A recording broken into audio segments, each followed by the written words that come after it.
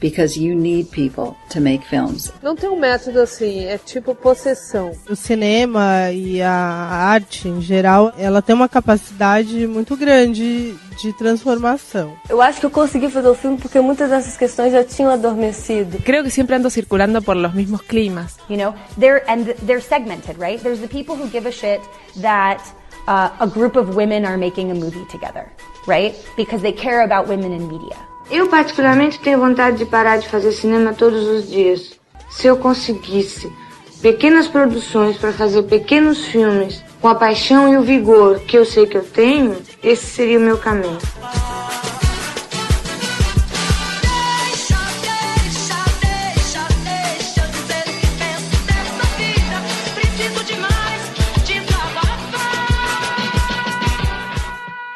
Feito por Elas, o podcast que discute o protagonismo das mulheres no audiovisual.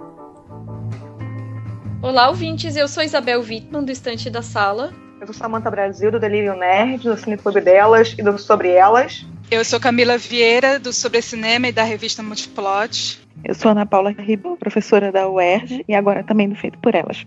Aê! Que bom!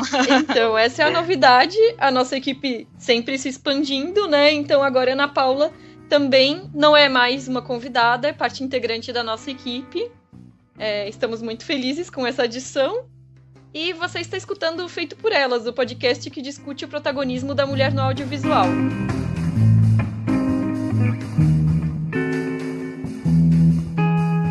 No programa de hoje a gente vai falar sobre a diretora e roteirista estadunidense Dee Rees, que nasceu em 1977 em Nashville, estudou nas escolas locais e depois se mudou para cursar a Florida Agricultural and Mechanical University.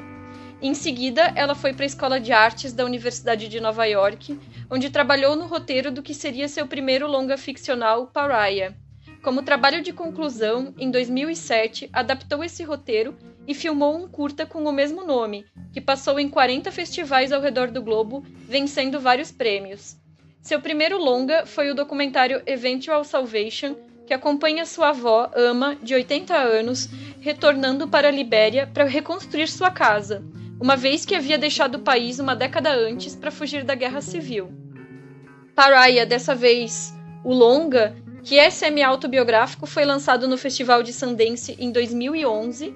Em 2015 foi o filme feito para TV, para o canal HBO, chamado Bessie. E em 2017 foi a vez de uma parceria com a Netflix, com o filme Mudbound, Lágrimas sobre o Mississippi, que tem 4 indicações ao Oscar. E vão ser sobre esses 3 últimos filmes que nós vamos conversar aqui hoje. Eu fui estimulada, né, a conhecer Dee Rees, não conheci nada. E a obra dela entrou na minha vida muito recentemente e me deixou muito impressionada a forma como ela principalmente constrói os personagens, né?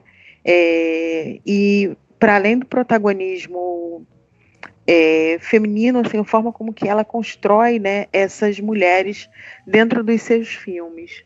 E essa é uma das coisas, assim, acho que talvez mais marcou. Eu vi filmes com pouca distância, né, então eu acabo um pouco também mapeando um certo cenário dessas mulheres na obra dela. E as coisas que, assim, realmente mais me impressiona, como eu estava falando, né, é justamente a forma como essas mulheres são construídas, mas também a forma como as perspectivas das famílias negras são construídas. E por que eu estou dizendo isso? Né? Por todos os estereótipos, né, que às vezes giram em torno da constituição de uma família negra ou norte-americana, ou de uma forma mais geral, de uma família negra afrodiaspórica, né? Quase como se a gente for pensar um pouco, como se não houvesse possibilidade familiar, ou que se as famílias fossem quebradas. E, no entanto, a obra da Dee Rees, ela é profundamente sensível justamente em vários desses aspectos, né? Das relações dos pais com os filhos, das mães com as suas filhas, de como que se constitui uma certa relação de cuidado, né? Inclusive pensando também em termos da família mais extensa, né? Seja a sua comunidade, seja uma comunidade área, seja a própria comunidade religiosa. E acho que esse talvez seja um dos aspectos que mais me impressiona nos filmes. Verdade, Ana. Eu acho que ela consegue de forma bem eficiente nesses 3 filmes que a gente, né, consegue ver aqui no Brasil, porque infelizmente o documentário nenhuma de nós conseguiu achar, mas ela consegue partir de questões muito do micro, né, do micropolítico ali, que estão muito relacionadas com a casa, né, com o ambiente familiar, para expandir de uma forma geral e falar de coisas muito mais amplas, né, como a sociedade mesmo, a territorialidade também, que eu acho que é uma coisa que está bem presente na filmografia dela.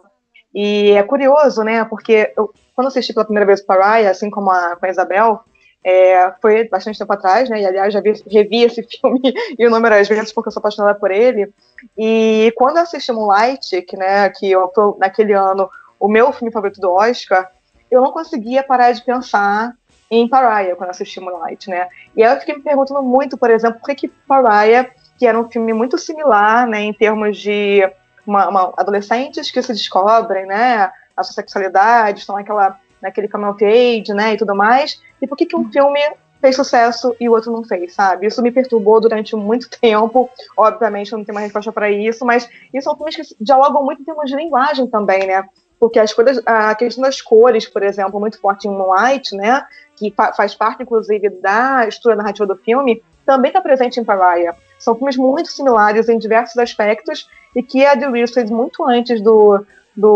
Barry Jenkins, e ele foi aclamado como o diretor e ela não, né? E talvez só agora, com a projeção de Mudbound, que as pessoas venham redescobrir a filmografia da Dee Reese, sabe? Então, assim, por um lado, é bom a projeção que, né, inclusive a indicação do Oscar de fotografia de Mudbound está dando para ela como diretora, mas é uma diretora que está trabalhando já há algum tempo na estrada, né? Inclusive, uma coisa que a gente não vai entrar aqui nos filmes, que é um episódio de Electric Dreams, que é um seriado da Amazon, original da Amazon, que é muito parecido com Black Mirror, que todo mundo adora, e que é baseado num livro de contos do autor de Blade Runner, né? Então é um seriado em que os episódios são independentes, cada um é dirigido por um diretor, com elencos diferentes, e ela dirige um episódio que é fantástico, sobre paranoia social, e que tem a ver com a eleição, que eu acho que tem muito a ver com o que a gente está passando agora no Brasil, por exemplo, sabe? Essa coisa meio fascista, ela faz uma crítica social de tudo isso, e quer dizer, sempre partindo também desse universo, que é um cara lá bonachão, na casa dele, e que ele vai ficar paranoico e com mania de perseguição, por conta de um programa de televisão que ele vê de uma presidenta que está se candidatando, sabe? Então, assim, ela sempre pega essas questões do micro, até quando ela vai, de repente, escolher ou ser escolhida para fazer um episódio de seriado, né, ela vai privilegiar esses temas de alguma forma. Essa é uma marca, assim, da filmografia dela. Eu acho muito interessante a filmografia da Dee Reese. Ela tem também essa carreira dirigindo episódios de televisão, né, não só o Electric Dreams, mas também dirigiu um episódio do Empire, do When We Rise. E o que eu acho muito interessante é a forma como ela fala sobre o cinema dela. Eu acompanhei algumas entrevistas que ela deu ao longo de 2017, por causa do marketing do Mudbound, e é muito gostoso você ouvir ela falando, porque ela é uma diretora que tem uma consciência muito forte do cinema que ela faz, e ao mesmo tempo ela tem um jeito descontraído de falar, porque a trajetória dela, a carreira dela é muito inusitada. Ela começou na área de marketing, ela pensava propagandas para absorventes na Procter & Gamble. Então ela vinha de uma área de marketing, da publicidade, e aí quando ela viu um comercial de sapatos, ela se interessou pela equipe de filmagem. E ela quis saber mais, como é isso, como é que é operar uma câmera, como é que é fazer isso que está muito próximo do cinema. E foi aí que ela buscou a NYU, né, e fez 2 inscrições para a área de roteiro, roteiro dramático, né, de filmes dramáticos, e na área de cinema mesmo, que é a parte mais técnica, né? Então tinha a parte de roteiro e tinha a parte técnica do cinema. Ela fez essas 2 inscrições e só conseguiu passar na área técnica, né, de cinema. O que não era o objetivo inicial dela, porque ela gostava muito de escrever e ela queria ingressar na parte de roteiro mesmo. Mas aí ela entrou na NYU e passou a conhecer de perto esse processo técnico, né, do que é fazer cinema, do que é que você ter uma câmera, do como você operar uma câmera, como você operar o som. E ela diz que isso é fundamental, porque cinema não é só a escrita, a narrativa, cinema é forma, né? E isso é muito visível nos filmes dela. Você percebe que ali no TCC, que é o Pariah, ela está meio que tateando essa linguagem do cinema, e é um filme muito visceral, porque diz respeito à própria biografia dela. Então, assim, ela até mesmo assim, diz que gosta muito de escrever histórias muito melodramáticas, né, com narrativas bem depressivas. Ela fala isso até brincando, assim, eu gosto mesmo de histórias tristes. E você vê que no Pariah tem ela carrega bastante nisso. E aí, aos poucos, ela vai aperfeiçoando essa linguagem cinematográfica, e você chega no Mudbound e é uma eficiência técnica assim, que é muito surpreendente. Assim. E isso me interessou muito ao pesquisar a história da Dee Rees, a trajetória dela, e acompanhar os filmes também. Muito bom, é verdade. Essa eficiência técnica é algo que chama muita atenção mesmo, porque uma coisa que a gente percebe dessa filmografia dela que já é tão curta, e levando em conta o fato de que ela se formou nessa faculdade de cinema já com 30 anos, né? É uma maturidade no trabalho dela, e por outro lado, essa mudança de escala, né? Que ela começa com esse filme indie e de repente vai para esse que é justo o Mudbound, né? Passando por esse filme para TV, né? O BS, e o Mudbound sendo esse filme que é total esse drama grande, um pouco mais tradicional, né? Para prêmios mesmo, né? Esse tipo de filme que é uma escala muito maior, né? Com um grande elenco, aquela coisa, né? Mas uma coisa que a Samantha também comentou é algo que eu até tinha comentado aqui, anotado aqui para comentar com vocês quando a gente entrasse no Pariah, que é essa comparação com Moonlight, né? Porque o que eu anotei aqui, né, é que eu achei interessante como o Pariah ganhou tantos prêmios de associações de mulheres, críticas de cinema, e também de críticos de cinema negros e negras, e porque ele promove essa intersecção do cinema queer. E esse cinema queer é muitas vezes no mainstream marcadamente branco, né? E aí a gente pode pensar no Todd Haynes, no Gus Van Sant, né? E essa intersecção entre o cinema queer e a questão étnico-racial, né? E aí, no ano passado, muito se comentou no Oscar sobre a questão do Moonlight, de como isso estava sendo colocado ali, de como isso era inovador realmente, né? E aí eu já pensei também no Eu Não Sou o Seu Negro, que apagou completamente a temática LGBT, né? Então ele optou por abordar apenas a questão étnico-racial, né? E, enfim, a Dee Rees, ela já estava trabalhando com essas temáticas interseccionadas há mais de 10 anos, porque ela começou a trabalhar no roteiro de Pariah em 2007.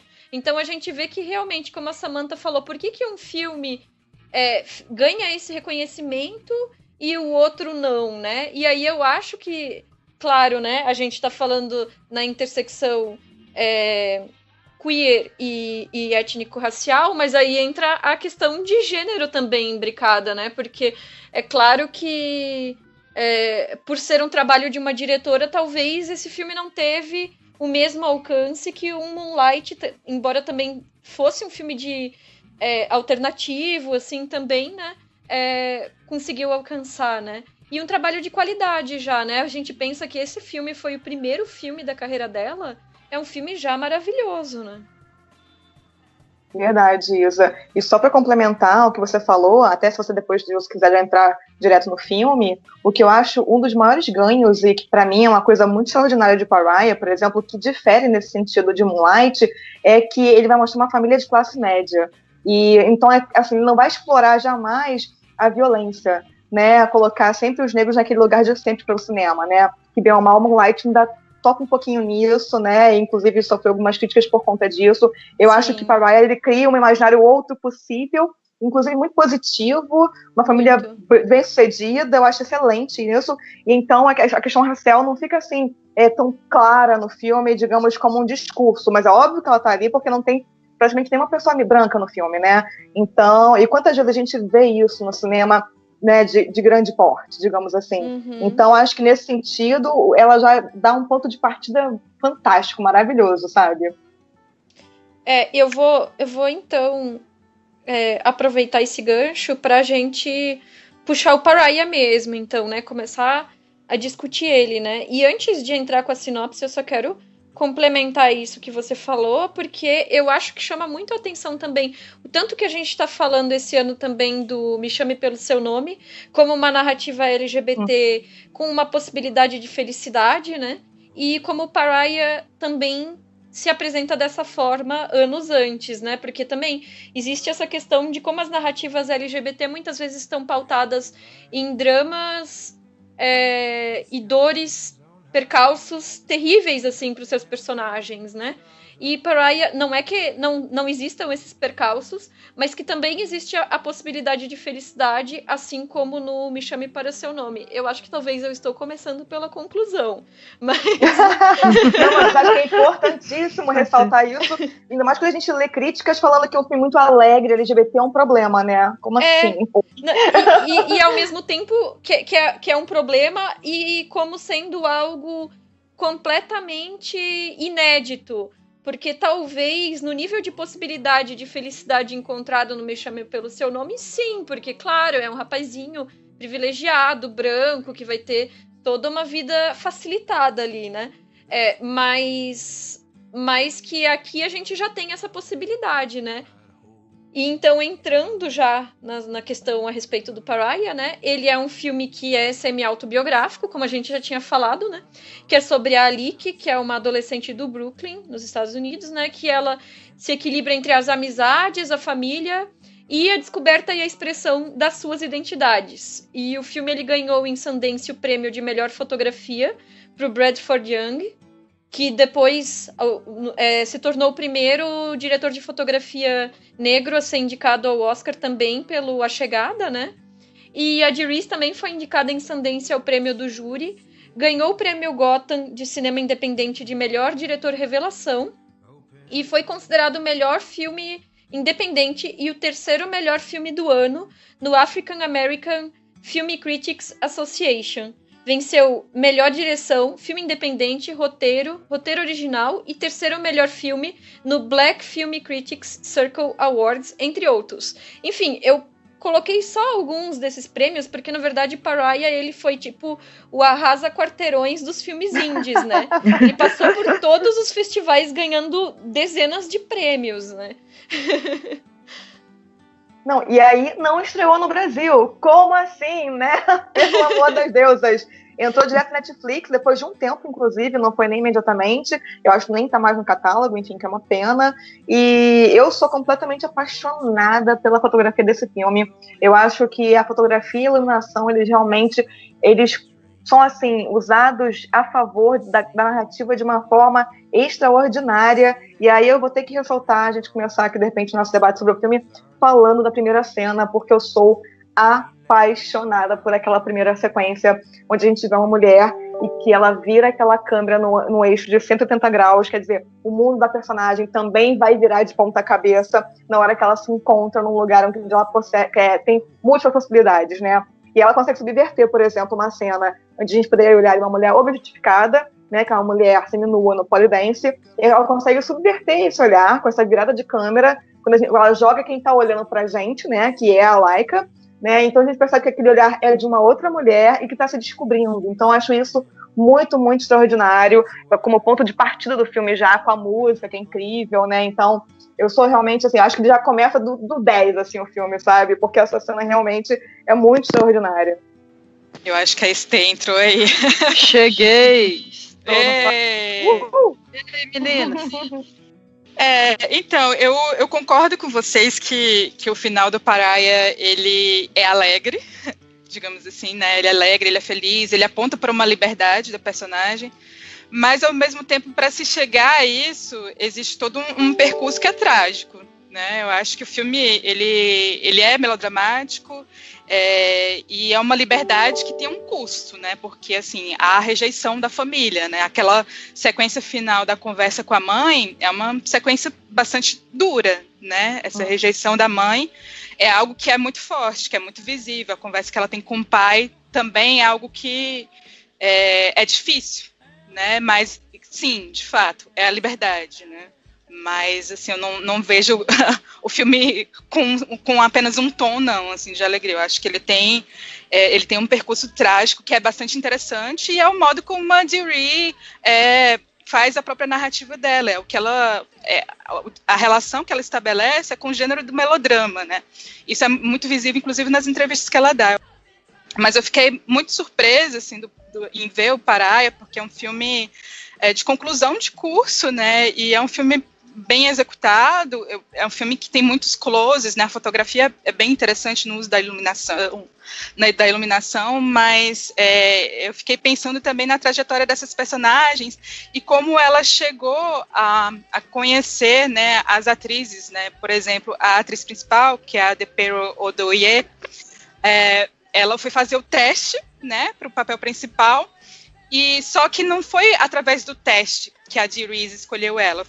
Ela estava trocando a roupa no banheiro e ela estava colocando a roupa do irmão dela. E foi durante essa observação dela trocando de roupa que a Dee Rees escolheu ela. Foi só isso, foi só uma gestualidade, assim. Não foi nada do processo do teste mesmo, né? Foi por acaso que ela viu ela trocando de roupa no banheiro e ela imaginou imediatamente a personagem ali. Então, é legal você entender como é que são as escolhas também das atrizes para o filme. E o filme é bem interessante, né? Acho que tem personagens muito fortes. Eu acho que a relação dela com o pai é uma relação em que acontece um diálogo, né? Porque com a mãe ela não consegue conversar de jeito nenhum, é sempre conflitante. Com o pai ela tem um mínimo de abertura, mas ainda assim é uma abertura que não se pode falar determinadas coisas. Então achei interessante esse contraste entre as personagens. Acho que seria algo para começar. Tem uma questão, né, que a Camila fala e que eu concordo, que é essa modulação e essa negociação o tempo inteiro, né? Dessa construção de uma felicidade que é uma felicidade escolhida mesmo, né? Que acho que de alguma forma se contrapõe à própria construção da personagem da melhor amiga, que é a Laura, né?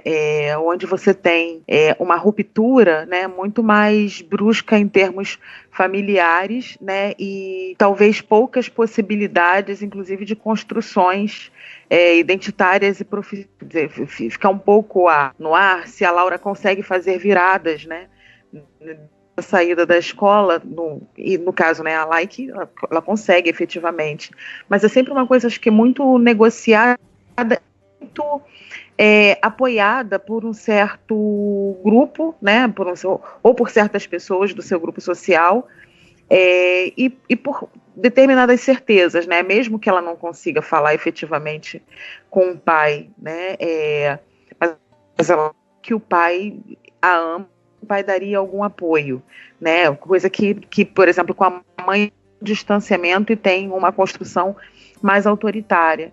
Ao mesmo tempo, ela tem uma outra figura que eu acho que é uma figura de super, para a gente pensar bastante, né, é que a senhora Alvarado, que é a professora e que acompanha toda a expressão poética dela, né? Então você tem, na realidade, ela vai construindo pontos de apoio para poder realmente ter possibilidades de saída, né? Ela tem saídas, ela pode efetivamente fazer escolhas porque ela tem para fazer escolhas, mas não é necessariamente um processo, pelo menos ao meu ver, tranquilo. E uma outra coisa que eu fico muito impressionada, assim, no filme, né, especificamente a construção mesmo das escolhas das profissões dos pais, né?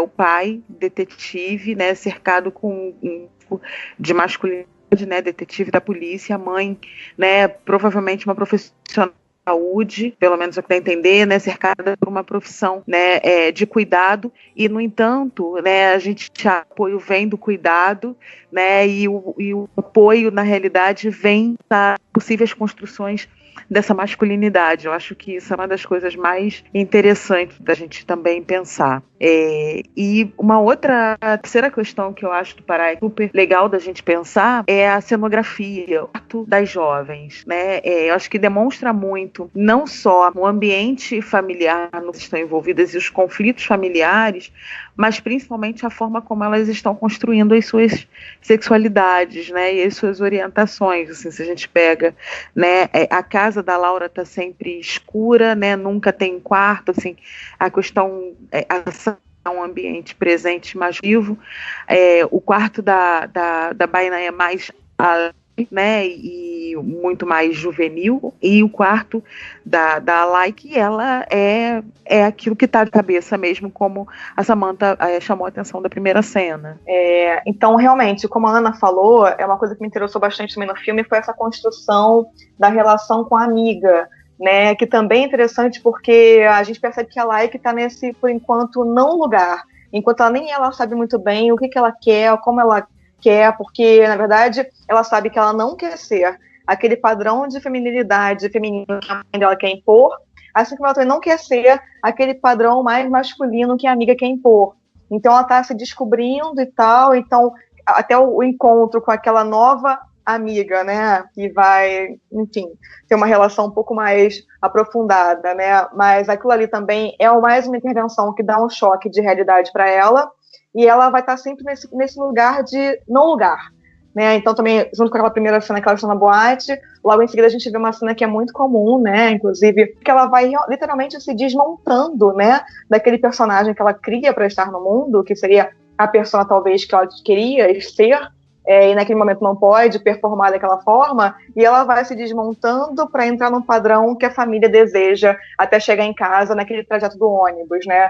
E inclusive nesse caminho do ônibus, depois que a amiga desce do ônibus, tem uns jogos de luzes ali que são extraordinários para a gente realmente perceber o quanto que aquela pessoa está ali, né, num tom introspectivo, que aí é justamente como a Camila falou, né, que embora o filme no final ele tenha um tom positivo, porque bem ou mal ela vai se libertar daquela família e ela vai seguir o caminho dela de outra forma, mas durante o percurso do filme ela tem, né, vários momentos de tristeza, de crise, de conflitos, né, e tudo isso está passando desde o começo do filme pra gente bem marcado, que tudo é uma pitadinha de felicidade e um pouquinho de tristeza, e que a vida é assim, né, gente, então eu acho que nesse sentido é um filme que realmente tenta colocar tintas bem realistas, né, do que é a vida de adolescente, que está ali em conflito com os pais, em conflito com a sociedade, em conflito consigo mesmo, porque não sabe ainda muito bem como é que está funcionando as coisas. Então é bem bacana nesse sentido.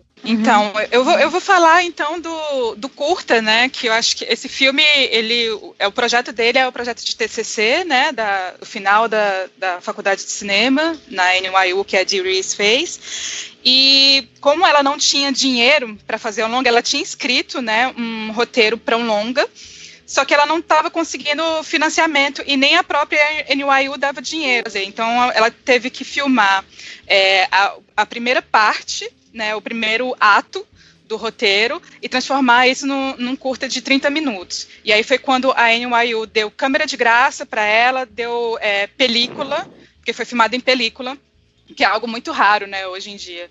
E ela conseguiu fazer isso com tudo de graça, né, e com apoio de amigos. E aí, quando ela foi... Ela passou a inscrever o curta nos festivais, ela tinha encaminhado primeiro para Sundance. Sundance rejeitou o curta, não selecionou, e aí o filme passou a ter uma trajetória no circuito de festivais LGBT. E começou a haver um burburinho. E aí ele entrou no Los Angeles Film Festival, e aí ele ganhou um prêmio lá. E aí quando ele ganhou um prêmio, a Dee Rees inscreveu de novo em Sundance, e ele foi selecionado para Sundance. E ele foi selecionado na programação oficial, sem ter que restringir a uma programação paralela de filmes de LGBT. E isso deu uma projeção enorme para o filme. Vários agentes de vendas foram procurar a Dee Rees, interessados em ampliar o projeto, e ela já tinha o roteiro de longa. E ela acabou transformando o Pariah em longa. E para conseguir o financiamento do Pariah, ela contou com a ajuda do Spike Lee, né, como produtor executivo, e ela passou também por vários laboratórios de roteiro, ou seja, a projeção do curta, né, o fato do curta ter circulado, ter ganhado prêmios, e ao mesmo tempo ela ter participado desses laboratórios de roteiro, fez com que ela conseguisse o financiamento para fazer o longa. E aí o longa teve estreia em Sundance e foi aquele sucesso. E eu acho extraordinário assim, pensar a carreira desse projeto, assim, como saiu de um curta que saiu da universidade e ele foi ampliado em longa e teve uma projeção maior e despontou a carreira da Dee Rees. Bem interessante essa trajetória. E outro aspecto que eu acho que é interessante assim, de mencionar do filme, a Samantha já mencionou um pouco, que é essa questão das masculinidades, né? E eu fiquei pensando muito também nessa cena da abertura que vocês mencionaram, porque existe essa questão de estarem ali as mulheres e os seus corpos sendo usados como entretenimento para uma outra mulher, né? Mas existe a forma como isso é filmado, porque essa outra mulher também está em um processo de descobrimento. E eu acho muito interessante a forma como ela está nesse autodescobrimento, nessa identidade de masculinidade feminina, né? E aí a forma como ela vai para casa, e aí ela tem que negociar entre os ambientes onde ela está circulando, né? E então ela vai, no meio do caminho, retirando os signos entendidos como masculinos e passando a incorporar os signos femininos, né, no caminho para casa. E aí isso mostra muito toda essa negociação que ela tá fazendo entre a vida que ela tem com a amiga, a vida que ela precisa manter a aparência dos pais, que incluem a roupa de ir pra igreja no fim de semana e todas aquelas coisas que aparecem no filme, né? Mas são negociações que são comportamentais, mas que se expressam muito nesses signos externos, que são justamente a roupa, né? Essa questão da roupa no filme é muito importante, assim, e é uma questão que eu acredito que é universalmente importante, assim. Nesse filme eu fiquei pensando numa questão pessoal minha, assim, que quando eu era muito jovem, eu vestia igual um garoto. Eu nem tinha tantas questões com sexualidade, mas eu só usava roupas largas, só me sentia bem, assim. Aí foi um longo processo poder, né, tipo, mudar isso, não que eu tivesse que mudar isso compulsoriamente, mas que fosse natural pra mim.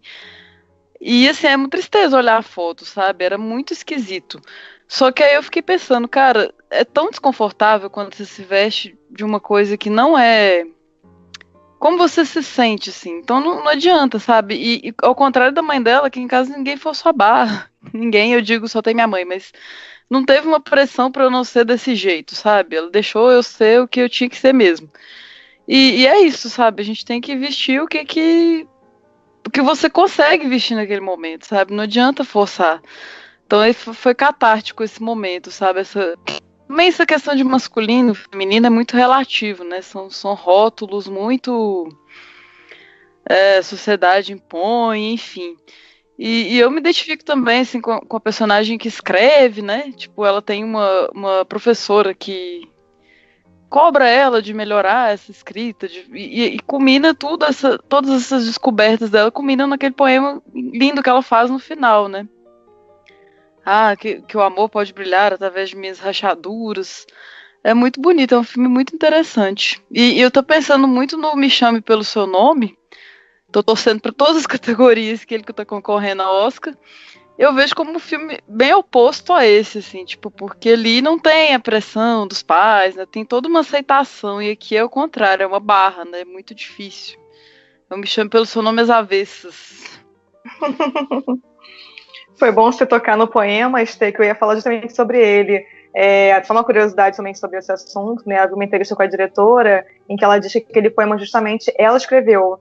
Né, a própria diretora escreveu aquele poema e ela não queria fazer isso na edição e tal, conversando lá com o produtor, ele falou, não, vai ser bacana, você escreveu, não quero colocar que ela seja uma artista, não, mas ela vai ser boa e tal, e acabou que ela chegou, sentou no bar, botou pra fora e saiu aquele poema que realmente é belíssimo, e acho que nada mais interessante do que um filme que é semi-autobiográfico, né, terminar realmente ela com aquele poema super emocionante e emocionada, lendo lá a protagonista, que nada mais é um retrato do que realmente talvez a diretora tenha passado, né, e desejado para o seu futuro, que é bem bacana. Uhum. Ela fala que é bem autobiográfico, que inclusive quando ela lançou o filme, ela saiu do armário, foi o momento em que ela falou para a mãe dela. Fazer o filme foi uma forma de sair do armário, ela sempre diz isso, né? E eu sempre, quando eu assisti esse filme, veio um outro filme dirigido por mulher na minha cabeça, que é o Tomboy, da Céline Sciamma. Eu acho que há muitos ecos, né, desse filme com o Tomboy, e principalmente naquela sequência que eu acho incrível, que é a sequência do cinturão peniano. Que no Tomboy tem isso, né? No Tomboy também tem aquele momento que a menina, ela coloca a sunga, né, e coloca a massinha dentro, né? Então, eu acho que tem essa coisa mesmo da vestimenta, né, e de como você também se coloca num lugar desconfortável, mas ao mesmo tempo você está ali experimentando uma possibilidade. E me lembrou muito o Tomboy. Só que o Tomboy, ele é um filme, na fotografia, ele é bem solar, né? Ele é um filme muito amarelo, né? Tem muita luz do sol. E o Pariah, ele é um filme noturno, né? Então tem essa diferença assim, de fotografia, mas eu acho que o drama é bem parecido, né? A dificuldade ali da relação da menina com a família, né? É algo bem, bem forte. E só para complementar um dado sobre o curta, aquela sequência inicial no ônibus, ela já estava presente no curta, porque boa parte das cenas do curta ela precisou aproveitar, porque não tinha dinheiro suficiente. Ela até falou que quando foi fazer o longa, teve que filmar em 3 momentos, porque o dinheiro vinha aos poucos, né? O dinheiro dos financiadores vinha aos poucos. Então, muito do material do curta, ela usou no longa. Ah, bacana. E por falar em coisas mais técnicas, assim, eu vou deixar linkado também na postagem um vídeo que eu achei bem interessante, sobre a fotografia de um seriado da HBO que se chama Insecure, e que a diretora de fotografia, a Ava Berkowski, eu não sei se fala assim o nome dela, mas é uma série que os principais personagens são pessoas negras. Eu não assisti ainda, mas ela maravilhosa! Vejam, é extraordinária. Mas ela fala justamente dessa questão técnica de captar a pele negra na fotografia, né? Porque as câmeras, tanto fotográficas quanto as filmadoras, elas foram... A ciência, ela não é neutra, né? Elas foram desenvolvidas com esse viés de captar bem, de conseguir o contraste para as cores em torno da pele branca. Então, existe um certo desafio tecnológico de usar esses mesmos equipamentos para fotografar a pele negra, né? E ela dá uma aula, assim, num videozinho que mostra como que faz a fotografia. Eu sei que não é o Bradford Young, mas a gente vê no Pariah que ele usa mais ou menos o mesmo tipo de técnica, sabe? Porque as peles, elas brilham. E, assim, a forma como são filmadas é lindo, sabe? Então, exige um conhecimento específico do diretor de fotografia que tá ali fazendo esse trabalho, né? E bom... Isa, só antes de você entrar na Bessie... só para puxar, justamente tem a ver com o que você está falando agora, e eu ia falar depois, mas já que você puxou esse assunto, justamente tem a questão dos cartões Shelley, né, que a Kodak inventou para poder botar as mulheres tão brancas quanto aquele padrão desejável da pele branca, para poder dizer qual é o tom desejável para fotografia e tal. Que no Bessie, no filme Bessie, vai ter uma brincadeira maravilhosa que a protagonista vai fazer quando vai escolher o seu elenco pra estar na peça de teatro com ela, né? Que ela bota lá aquele papelão e ao contrário. E a mulher vai toda feliz, uma mais clara do que... O envelope pardo, né? Maravilhoso. Fica ali maravilhosa ao cartão Shelley, que é essa fotografia, justamente. Quer dizer, tá na própria narrativa do filme, ela coloca isso, incrível. Nossa, é muito bom isso. Então, a gente vai passar pro Bess e pra finalizar, eu só queria dizer que realmente, assim, Pariah é esse filme que a gente já indicou aqui no podcast diversas vezes, porque ele é um filme incrível. Pensar que esse é o primeiro trabalho longa ficcional de direção da Dee Rees. É um filme belíssimo, é um filme maduro, é um filme bem realizado. E como a Estê muito bem trouxe pra gente, né, essa coisa de fechar com o poema e fechar com essa coisa muito forte do eu não estou fugindo, eu estou escolhendo, né? Então, como a gente tinha mencionado anteriormente, é isso, né? De que a personagem, ela tá ali, tem os seus percalços, mas existe um mundo em aberto em frente a ela, né? E que, de certa forma, possibilidades aí positivas, né? E aí, o filme seguinte da Dee Rees é o Bess, de 2015, que é o filme da HBO, né? Que é a biografia da cantora de blues Bessie Smith, que atingiu a fama entre as décadas de 20 e de 30.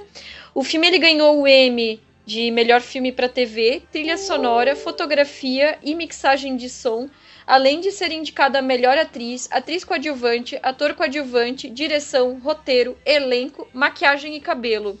A Queen Latifah também foi indicada ao Globo de Ouro e o filme como um todo a outros prêmios voltados à televisão. E antes de qualquer coisa, eu só tenho uma coisa a dizer. Eu amo a Queen Latifah. Eu assisto qualquer coisa que ela fizer, de táxi, aquelas porcarias, assim, até o Girls Trip, que assistam Girls Trip, porque é muito divertido. Eu preciso até ser aplicada, já que temos uma fã aqui. Isa me deu os caminhos, assim, porque eu já sabia dela, mas, assim, nesse nível de ver esse filme inteiro com ela, ela é tão maravilhosa, tão, digamos, fragilizada e tão forte ao mesmo tempo, sabe? Eu fiquei muito encantada mesmo com tudo, assim, como que ela se desnuda literalmente nesse filme. Nossa, é muito maravilhoso, gente. E eu fico pensando, eu não conhecia essa cantora, não sei detalhes biográficos dela, não sei como é que foi, né, de fato, mas assim, ela nasceu em 1894 e faleceu em 1937.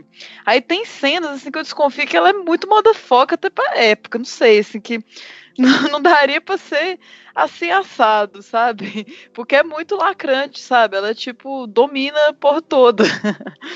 E a cena que mais ficou marcada pra mim, assim, é um momento da trama que ela é abandonada, né, por uma pessoa X, não vou falar pra não dar spoiler, e ela está numa banheira de espuma, toda diva, toda rica.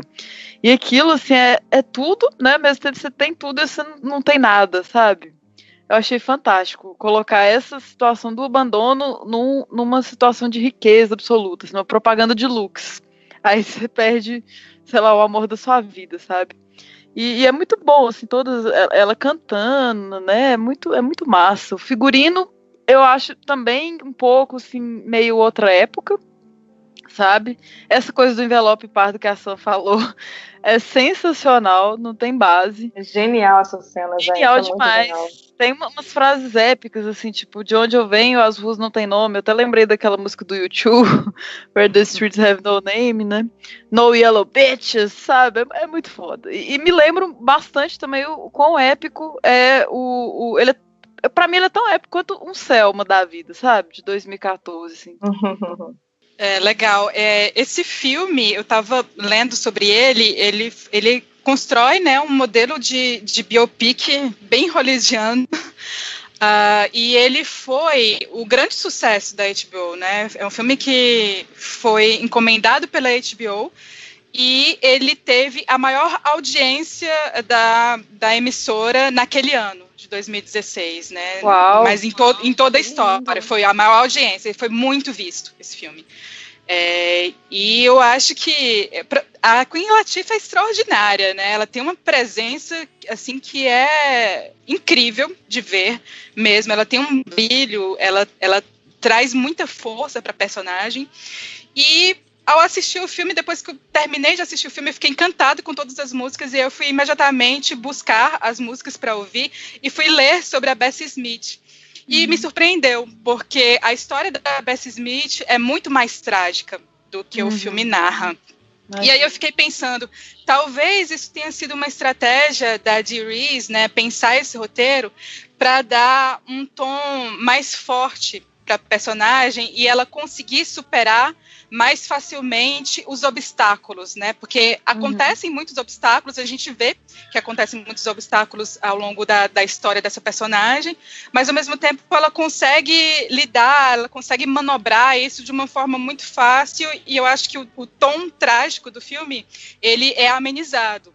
E eu entendo isso que é uma forma de você empoderar essa personagem e não colocar ela numa situação de fragilidade. Mas a história da Bessie Smith é extremamente pesada. Ela, não sei se vocês sabem disso, mas ela morreu de acidente de carro, né? Ela morreu com Richard, né? Eles estavam dirigindo e houve um acidente de carro. Então tem esse final trágico da personagem e coincidentemente o filme termina com os dois ali próximos do carro, né? Mas termina numa possibilidade de esperança muito forte, né? Que é assim, nós temos que continuar, né? Eu acho que eles falam um pouco disso, nós temos que continuar, né? E sabendo que o desfecho da Bessie Smith, né, dessa personagem real, foi trágico e com um acidente de carro, isso é uma forma de dar uma reviravolta que para mim me surpreendeu muito. É bacana eles terem essa liberdade, né? Porque total, eu não precisa ser tão fiel à biografia da pessoa, sabe? Pode ter alterações e realmente só de despertar pra gente procurar conhecer essa cantora, né? E é uma homenagem bonita, né? Não precisa, já tem tantas cenas pesadas da infância dela, tão difícil, que pode terminar com essa esperança. Bacana isso. E esse ponto que a Esther mencionou sobre o figurino foi uma coisa que eu também fiquei pensando quando eu assisti. E tem uma coisa que acontece muito em produções televisivas e produções de cinema de filmes com verbas menores, que o figurino ele não é criado especialmente para o filme. Existem armazéns de aluguel de roupas, né, que são usadas para esse filme. Então eu acho que uma coisa que aconteceu com esse filme, como ele é um filme feito para TV, embora ele tenha sido, em termos televisivos, uma superprodução, ainda assim é um orçamento muito menor do que um filme hollywoodiano, né? Eu acredito que a maior parte, se não todas as roupas que aparecem nesse filme são alugadas. E aí a gente tem uma atriz como a Queen Latifah, que é alta e gorda. Existe uma limitação das roupas da década de 20 que provavelmente que estariam disponíveis para o tamanho dela. E uma coisa que acontece com vários vestidos que ela aparece usando é que eles batem nela acima do joelho. Isso é um preciosismo meu, assim, sabe? Mas assim, os vestidos da década de 20 eles ficavam pela altura da panturrilha. Mas aí eu imagino que por causa da altura dela eles não tinham esse comprimento adequado, assim, na hora de alugar essas roupas, sabe? E aí acaba compondo um pouco para essa trajetória de ela aparecer realmente à frente do seu tempo, né? Porque esse comprimento acima do joelho realmente só na década de 40, né? Então, acaba criando esse visual, né? Mas aí, entrando no que me chamou mais a atenção, assim, no filme, foi justamente a forma como como aparecem as questões de gênero e de sexualidade, né? Primeiro, a própria bissexualidade da personagem, né? Que eu acho muito interessante a forma como é abordada, intercalando mais ou menos as experiências para deixar bem claro para o espectador o que está acontecendo, quais são as relações que estão se travando ali, e quando ela arruma esse homem que vai ser o companheiro, o marido dela depois, ele é um cara muito machão, assim, né? Tipo, uma masculinidade muito tradicional, né? Isso me chamou muito a atenção, assim. E também a forma como ela lida com as pessoas que trabalham com ela, né? Incluindo a questão de gênero no trabalho. E aí, em específico, a cena em que ela tá com toda a equipe dela, dançarinas e tudo mais, num bar, e alguns caras assediam as dançarinas, e ela vai lá e bate nesses homens. Né? É maravilhoso. É muito bom, muito bom. É aquela hora da igreja também, que ela bota todo mundo pra correr e tal, continua cantando. Muito bom. Uma das coisas que eu fico pensando muito em Beth, assim, primeiro eu vou falar de uma forma mais geral, depois eu vou falar do filme.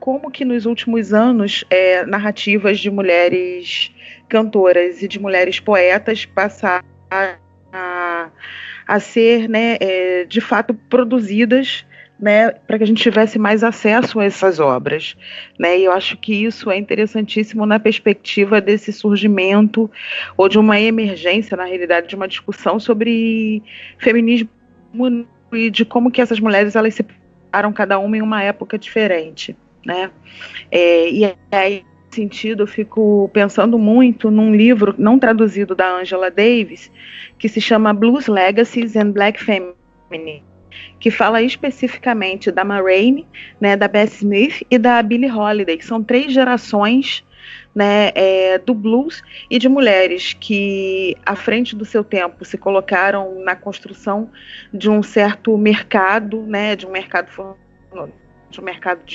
showbiz, mas que, ao mesmo tempo, tinham vidas que eram profundamente trágicas, né, porque estavam marcadas por raça, por classe, pelo local de nascimento. O sul dos Estados Unidos era a não possibilidade para muitas dessas mulheres, né? Então, assim, a carreira artística ela era de fato uma saída. E a Bessie Smith, como que ela é, no caso, retratada no filme, né? E acho que a Queen Latifah ela é total, né? Ela traz isso à baila, como que ela é tratada, não com toda a sua tragédia, mas ao mesmo tempo com toda a sua construção, né, de possibilidades e de construções à frente do seu tempo mesmo. E aí a Isa falou uma coisa relacionada aos vestidos. Eu fiquei pensando também numa outra possibilidade, que também não sei se é intencional, mas acho que é sempre a gente pensar, que talvez se a possibilidade nesse início de carreira dos vestidos mais curtos, vestidos emprestados, por causa da ausência absoluta de dinheiro e de uma certa circulação. E fico pensando nisso por causa de cenas em que, também para não dar spoiler, ela está saindo de um certo contrato e mandam ela deixar o sapato para trás, né? E aí você vai, de alguma forma, o sapato significa bastante coisa, né? Porque você, na realidade, tem posses, né, para muitos escravos, assim, é o sapato que vai marcar termos imagéticos, e no final do filme, como que essas relações são recompostas, dizendo, na realidade constrói certas rivalidades para a gente no mundo artístico, mas nós somos muito mais próximas do que essas rivalidades elas podem apontar, né? E como também você tem uma certa marcação ao longo do filme do tipo, a gente sabe muito bem como que os brancos agem, né? E isso eu acho que é também muito interessante na forma, sempre pensando na questão territorial, que acho que já está marcada em outros filmes, mas a questão territorial é isso, assim, os brancos do norte, os brancos do sul, os negros do norte, negros do sul, né, e como que isso marca um certo trânsito, inclusive um certo trânsito em termos de tour e de construção de carreira, né. Um outro detalhe sobre o figurino que eu reparei é que no início, quando ela tá começando ali ao trabalho dela mesma, assim, não cantar para os outros, né, ter o próprio show, ela costura um vestido azul para ela, assim, ela tá colocando as lantejoulas, assim.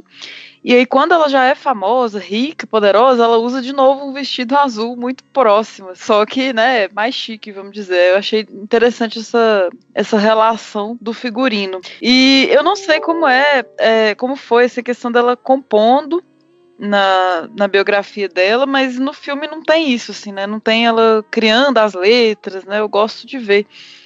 E eu lembrei daquele documentário maravilhoso sobre a Nina Simone, What Happened Miss Simone. E agora que vocês falaram que ela morreu no acidente de carro, eu lembrei da série da Maísa, porque ela faleceu dessa forma, né? E a cena é bastante bonita, assim, a cena final da minissérie que teve. É isso, eu acho muito bem utilizado, assim, toda a trajetória, que ela vai lembrando das cenas da infância, né? A relação da irmã.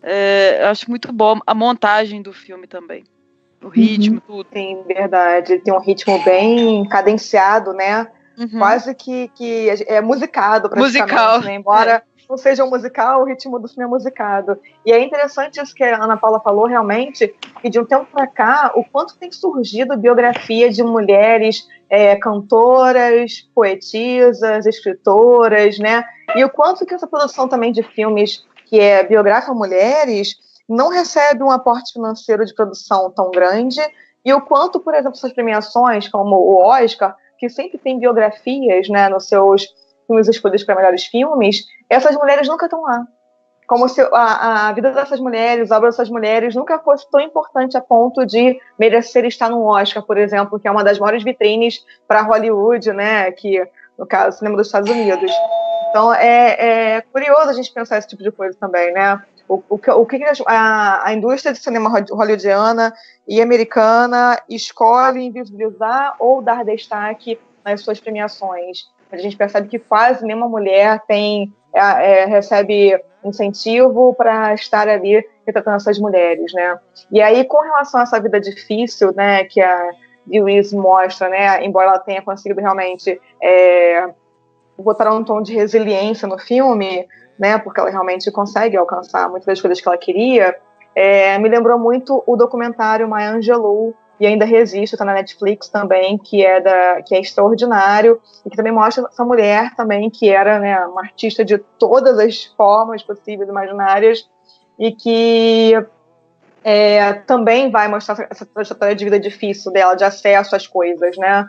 Então, e essa disputa de mulheres no começo do filme, como bem lembrou a Ana, e que depois elas conseguem sacar que isso é um jogo, né, e que elas precisam vencer, driblar esse jogo, vencer esse jogo, me lembrou bastante também a série Field, que coloca em questão a rivalidade, né, da Joan Crawford e da Bette Davis na indústria hollywoodiana, e que depois também elas sacam que isso era uma máquina de fazer essas mulheres terem sempre rivalidade, né, e tentam subverter isso também. Então, esse começo do filme que mostra as duas, né, uma amizade que depois vira rivalidade e depois elas subvertem isso novamente, o quanto isso está constantemente inserido na vida das mulheres, né, o quanto as mulheres são sempre estimuladas a rivalizarem, o quanto é difícil a gente driblar isso. Exatamente, eu estava pensando nisso que a Ana Paula falou, porque ela falou dessas 3 cantoras, e as 3 cantoras, de certa forma, elas estão presentes no filme, né? Tem a Ma Rainey, né, que é a mentora da Bessie Smith, que está ali muito presente no filme, e a própria Billie Holiday, ela é citada, né? Ela é citada por alguém numa conversa com a Bessie Smith, dizendo que a Billie Holiday é fã da Bessie. Então, assim, de certa forma, essas 3 cantoras estão ali presentes no filme, e é claro, existe essa disputa, né, uma disputa pela visibilidade entre a Ma Rainey e a Bessie Smith, que é muito interessante, porque dá uma carga de tensão dramática bem legal para o filme. E eu fiquei também... gostei muito das sequências de tensão, né, entre o olhar do homem branco e o olhar dos negros, né? Eu acho que o olhar dos homens brancos, né, é basicamente exotizado, né? Eles buscam essa autêntica negritude, né? E isso parece ser uma questão em vários pontos do filme, e eu achei interessante as cenas em que esse tipo de tensão acontece entre esses diversos personagens que ocupam espaços de poder diferentes naquele momento.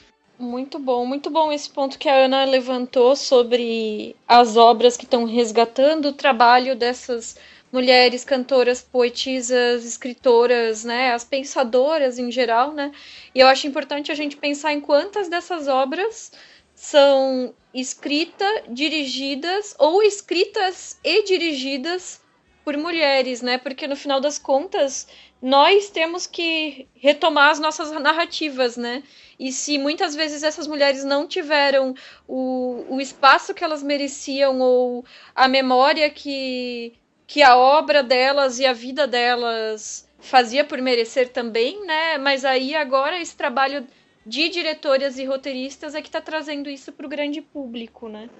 E também, como vocês mencionaram, a questão da competição entre elas é algo que realmente chama atenção, né? Que quando comecei a assistir o filme, eu achei muito legal como elas não se entendiam como uma competição, como a Ma estava lá recebendo ela, porque existe muito recorrente essa narrativa, né, a malvada, né, que é a pessoa veterana na sua carreira, a mulher veterana na sua carreira, que chega a novata, que vai ameaçar aquele status que ela já tem adquirido, né. E aí a Ma, a princípio, realmente não entendia ela como uma competição, mas essa competição se estabelece. E como vocês falaram, se reverte no final e se ressignifica, né? E uma coisa que é falado é sobre como as revistas, no caso, as revistas que faziam essa cobertura a respeito das músicas na época, eram que jogavam umas contra as outras, criando um pouco desse cenário de competição, né? E aí é bem isso que a Sam falou sobre o Field, né? Que no final são os poderosos que estão, de uma maneira externa, criando essas narrativas e que muitas vezes as próprias participantes acabam comprando, infelizmente, né? E bom, então a gente vai falar sobre o filme mais recente da Dee Rees, né? O Mudbound, que acompanha o retorno de 2 soldados estadunidenses para casa depois da Segunda Guerra Mundial. E um deles se chama Henry, e ele é branco, irmão de um dono de fazenda, e o outro, chamado Ronzel, é o filho do casal que trabalha na mesma fazenda, nas mesmas terras, e ambos têm dificuldades de se ajustar ao lar. E a questão do racismo legalizado que existe, né, na região onde eles moram. O filme ele foi indicado ao Oscar nas categorias de melhor roteiro adaptado, pelo qual a Dee Rees se tornou a primeira mulher negra a ser indicada, né, nessa categoria. Melhor canção original e melhor atriz coadjuvante, o que torna a Mary J. Blige a primeira pessoa a ter indicação nessas 2 categorias no mesmo ano. E melhor fotografia, fazendo com que a Rachel Morrison se tornasse a primeira mulher em 90 anos indicada na categoria de fotografia. Então ele é um filme que está cravando muitos marcos em se tratando de Oscar e de cerimônias de premiação, né? Embora a gente saiba que existe toda uma indústria nessa cerimônia, mas ela ainda tem um peso muito forte para público e um peso muito forte político. E aí eu já começo fazendo um questionamento e jogo para vocês, que é um palpite meu. Eu acho que esse filme é melhor que uma boa parte dos filmes que estão indicados a melhor filme esse ano, né, no Oscar. E a direção dele também. Claro, com toda essa política que é o sistema de eleição dos indicados no Oscar, né? Eu acredito que o fato de ele não ter sido indicado para melhor filme e para melhor direção se deve a uma falta de força financeira por parte da Netflix de bancar essa campanha, porque faltou a Netflix botar dinheiro ali e dizer esse é o nosso filme e esse filme vai ser indicado, porque ele deveria estar sendo indicado. Com certeza. É incrível como esse filme não está indicado a melhor filme, né? Eu fico chocada. Uhum. Assim como, aliás, outras mulheres que não têm indicado em direção, como Catherine Bigelow por Detroit, que eu acho que deveria estar lá, Sofia Coppola por Os Trem que Nós Amamos, que não está lá. Enfim, né? O Oscar sendo Oscar, né? Mas é aquilo, né? Contente-se com algumas categorias que a gente deixa vocês ocuparem aí. E aí a gente continua seguindo essa roda, né? Segue o baile.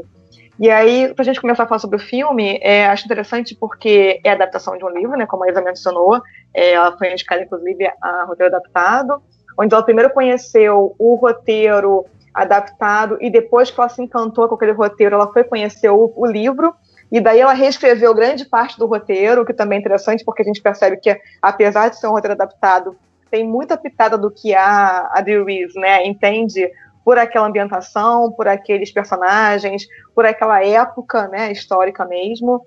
E é impossível para mim, por exemplo, não ver o Mudbound, que eu acho extraordinário, e assim, realmente a gente percebe que a diretora está num crescente, né, e o quanto esse filme é grandioso em muitos aspectos.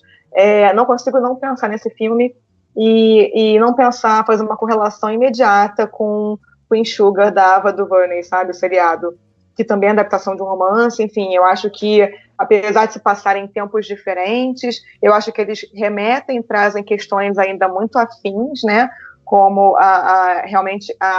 como o branco, por exemplo, eu acho que uma coisa inovadora do filme dela, eu acho que ela traz a ponto de vista justamente da guerra, da Segunda Guerra, né, de uma família negra e uma família branca, e esses brancos que no caso nem eram ricos, né, eles, sei lá, poderia, sei lá, uma classe média ali, rural, não sei, porque eles vão para o campo, eles não eram do campo antes, mas por conta da situação da guerra eles acabam indo para o campo, e ela consegue botar ali em estratos sociais, né, e a questão racial permeando tudo isso de uma forma bem interessante, porque ela dá protagonismo para todo mundo, o que geralmente a gente não percebe, né, nos filmes feitos por pessoas brancas, que eu acho que é a maior calcanhar daqueles dos diretores justamente ficarem só focados, né, no protagonismo dos brancos e esquecerem que existe toda uma subjetividade, protagonismo, modos de vida, de ser relacionado às pessoas negras. E o que ela faz nesse filme, para mim, é de um primor extraordinário, porque ela consegue colocar tantos personagens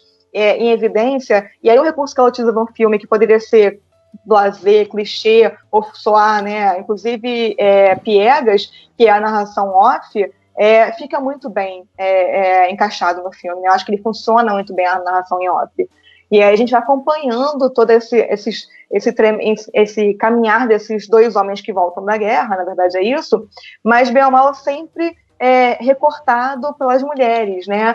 Uma na família dos negros, que é a mãe, e a outra na família dos brancos, que é a esposa do dono da casa. Então, o quanto também essas mulheres têm que estar ali lidando nas bordas dessa família, de uma forma a tentar fazer com que as coisas fluam organicamente. Eu acho esse o longa mais maduro da Dee Rees. Eu fiquei bem impressionada ao saber que esse filme não está sendo indicado a melhor filme no Oscar. Esse ano, pela primeira vez, eu estou totalmente por fora assim, de acompanhar todos os filmes, então não cheguei a ver todos os filmes indicados, mas vi alguns filmes e comparando com Mudbound, ele acaba sendo superior, por exemplo, a 3 Anúncios, que está indicado a melhor filme, se não me engano. Então, eu acredito que, se a gente comparar com os filmes anteriores, esse é o mais maduro tecnicamente, mais maduro narrativamente. Ela também se utiliza do melodrama, mas ela não carrega tanto no melodrama, e eu acho isso extraordinário para uma trajetória de roteirista que ela é também. E eu acredito que um filme desse porte, que tem muitos personagens e que tem essa dimensão do coletivo, que é algo muito raro de ver, um filme com muitos personagens provavelmente daria muito errado na mão de um diretor ou de uma diretora que não tivesse tanta experiência, que eu acho que a Dee Rees, ela conseguiu conquistar essa experiência na realização. E eu acho que ele é um filme que consegue casar muito bem esse domínio do roteiro com a montagem. Eu não consigo ver falhas de montagem no filme.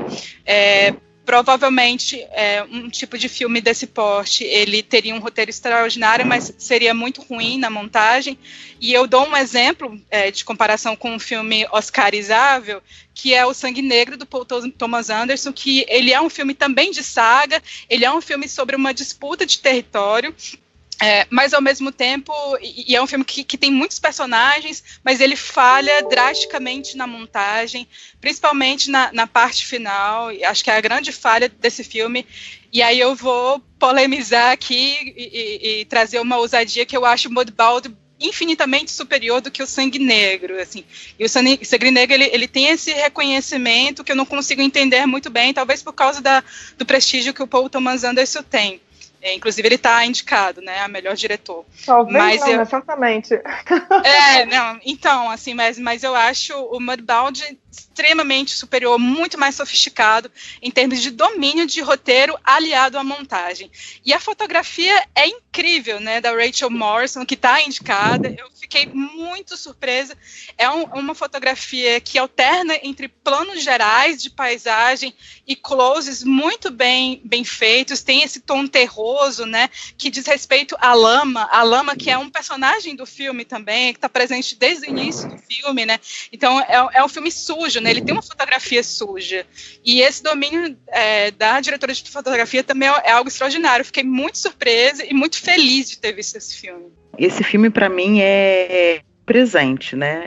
Se Isa gosta de Queen Latifah, eu confesso alucinada pela Mary J. Blige. E eu fiquei assim muito impressionada com a performance da personagem, né, Florence. Mas mais do que isso, assim, acho que tem eu concordo com o que vocês falaram, a questão da direção de fotografia é impecável.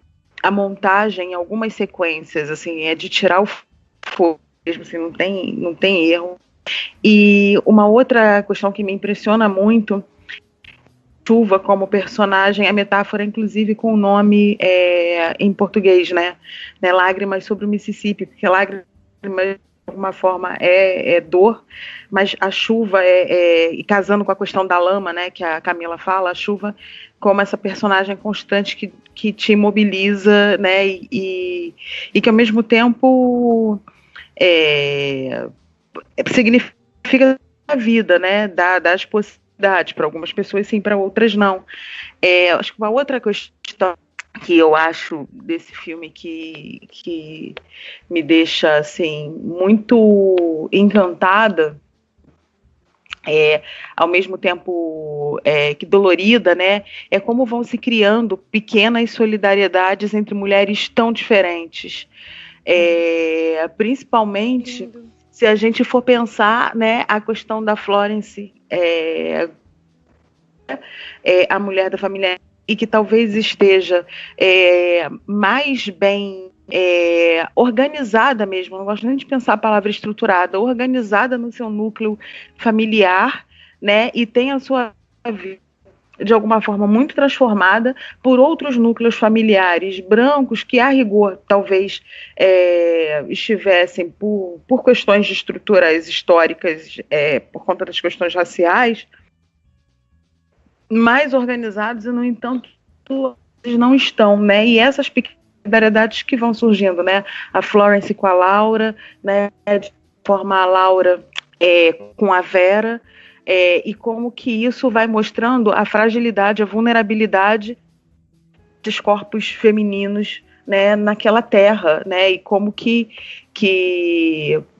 essas mulheres elas vão criando formas de sobrevivência e formas de resistência, às vezes não pelas suas vontades, né, às vezes porque obrigadas, né, como que isso vai sendo costurado. Eu vou pegar alguns pontos que vocês já mencionaram e continuar refletindo em cima, porque a Samantha tinha mencionado sobre as narrações em off, sobre como isso funciona nesse filme, né? Porque muitas vezes a narração em off ela causa um estranhamento, ela causa uma quebra, uma ruptura para o espectador, né?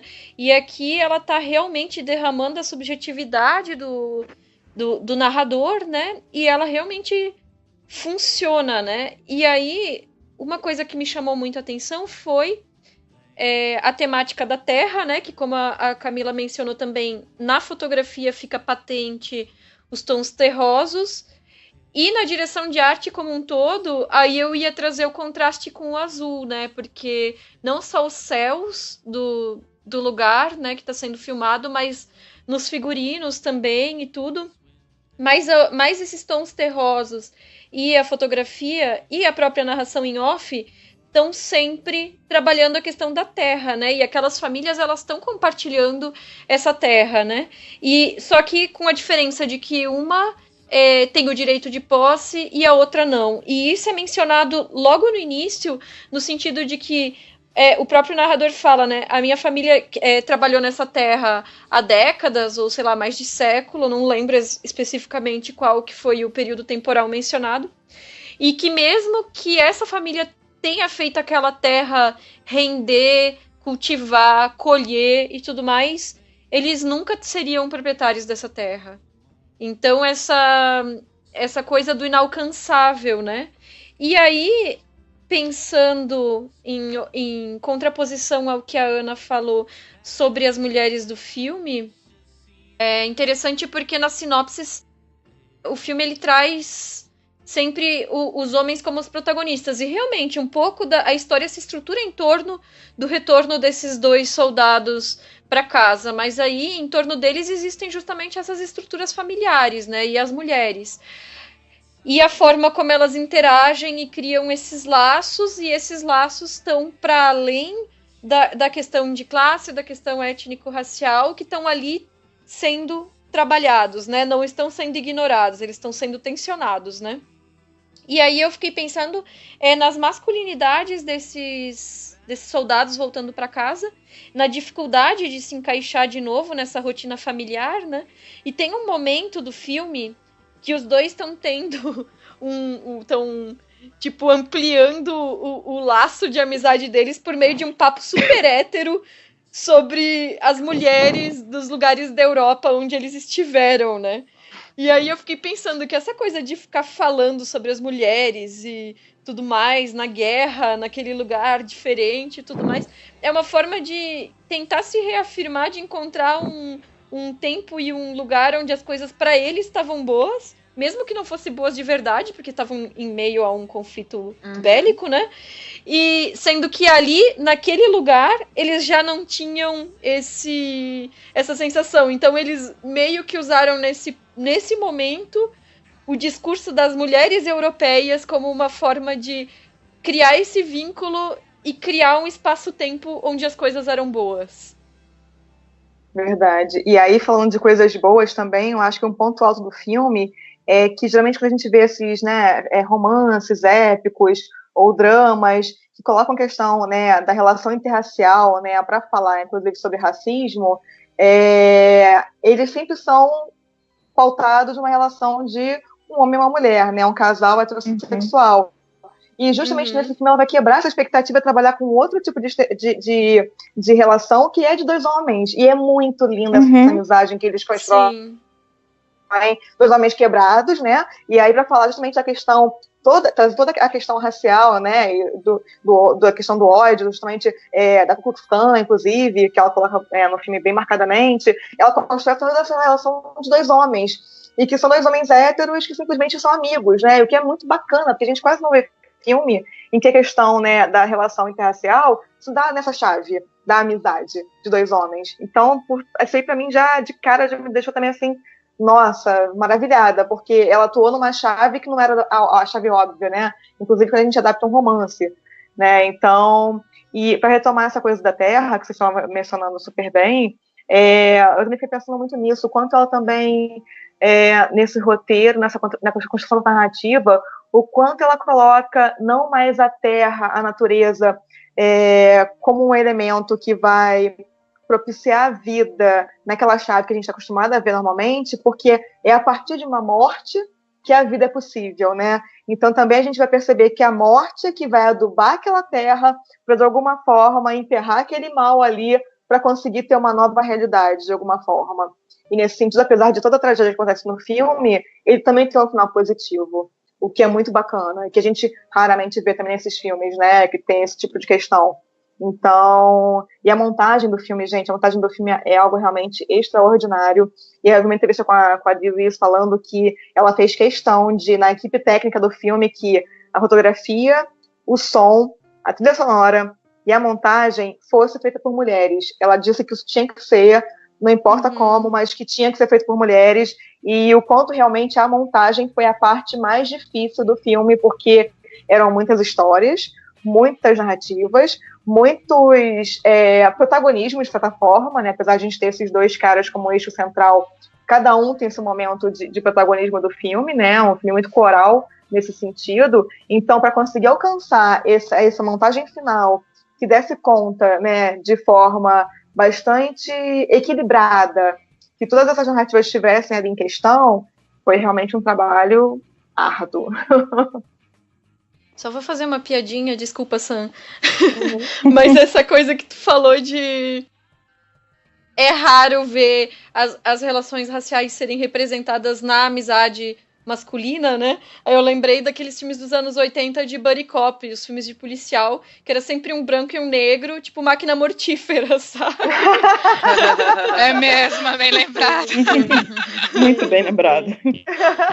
Embora a questão racial não fosse não era um tema mote do do filme, mas era presente.